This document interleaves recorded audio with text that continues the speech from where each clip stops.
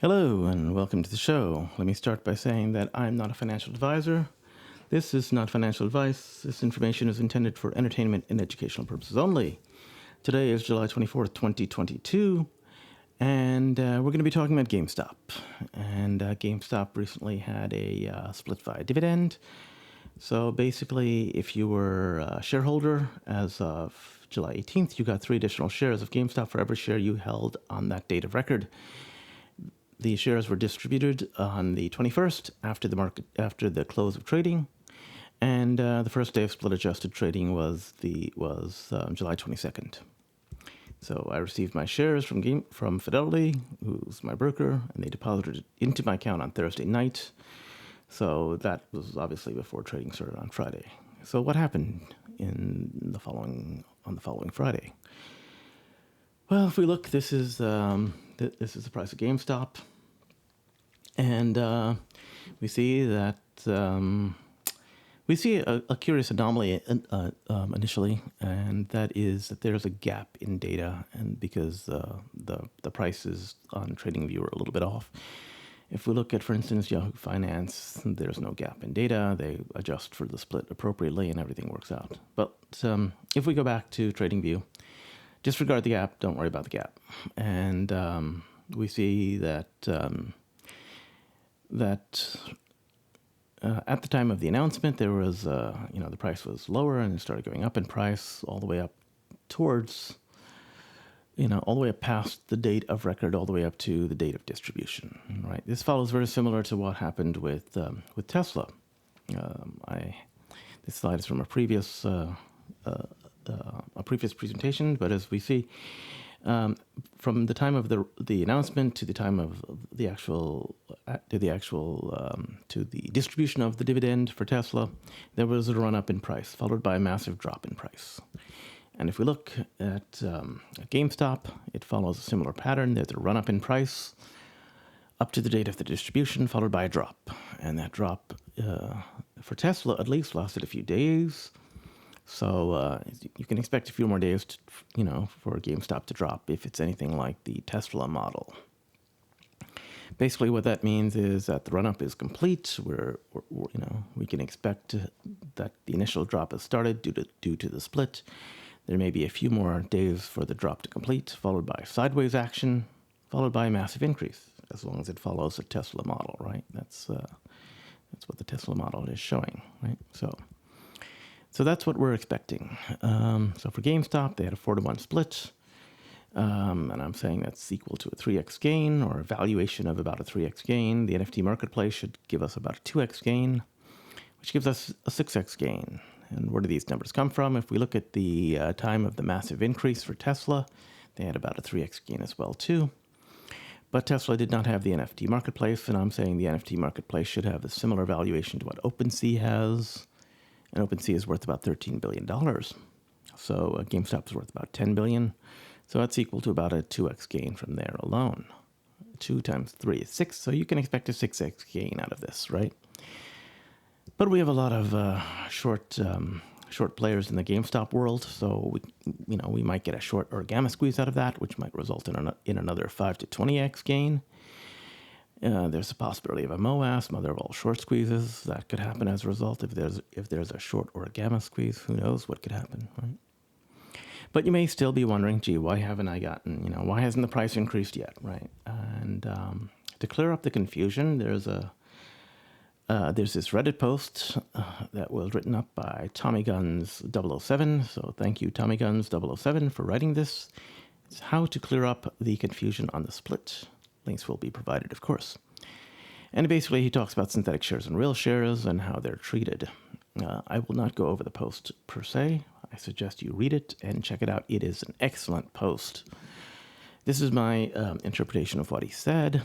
Basically, if we start, there are clients, right, who have certain brokers. Let's say they have payment for order flow brokers, and they place their buy orders to their payment for order flow brokers. Those orders get routed to a company like Citadel, a market maker.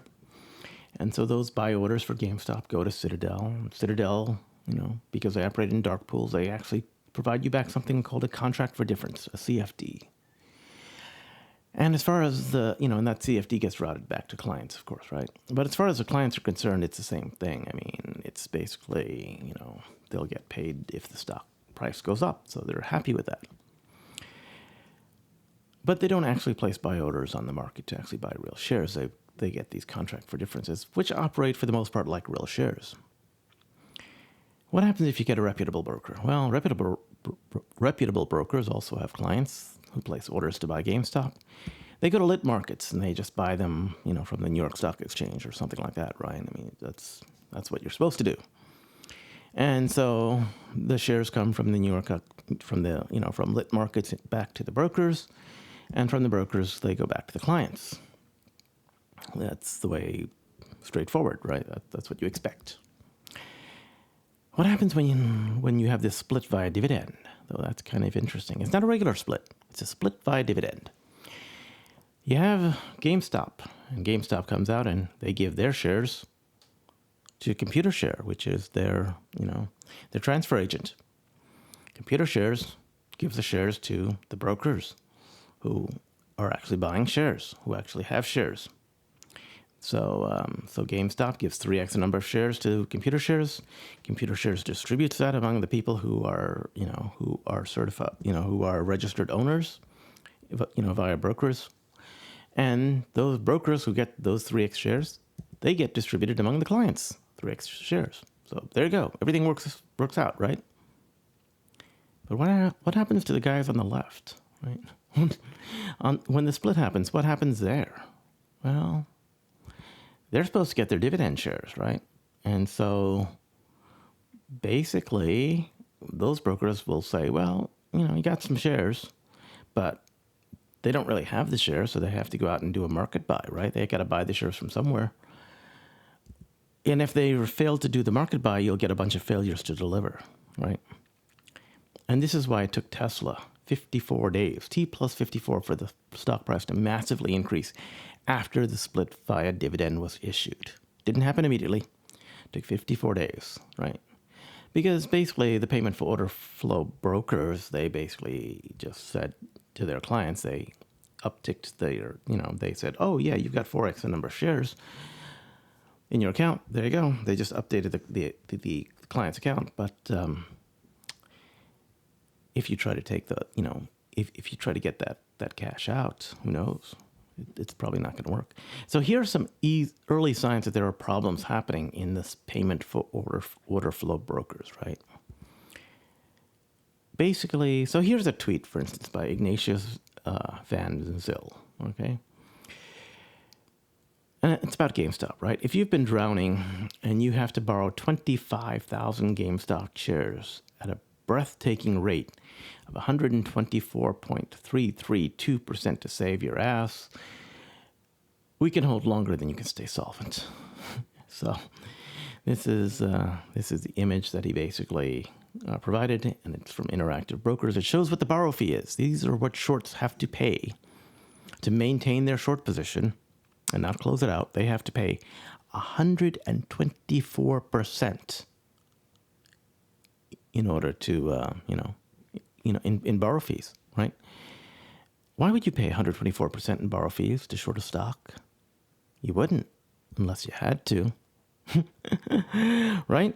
Just think about it. Would you really want to pay 124% to short a stock? Give me a break. This led to, a tweet by Pulte. He said, there's nothing they can do to stop GameStop. The more they try to stop it, the worse it gets for them. GameStop, right? So word is getting out. It's basically an open secret. Everybody knows what's going on here, right? Everybody on Wall Street knows.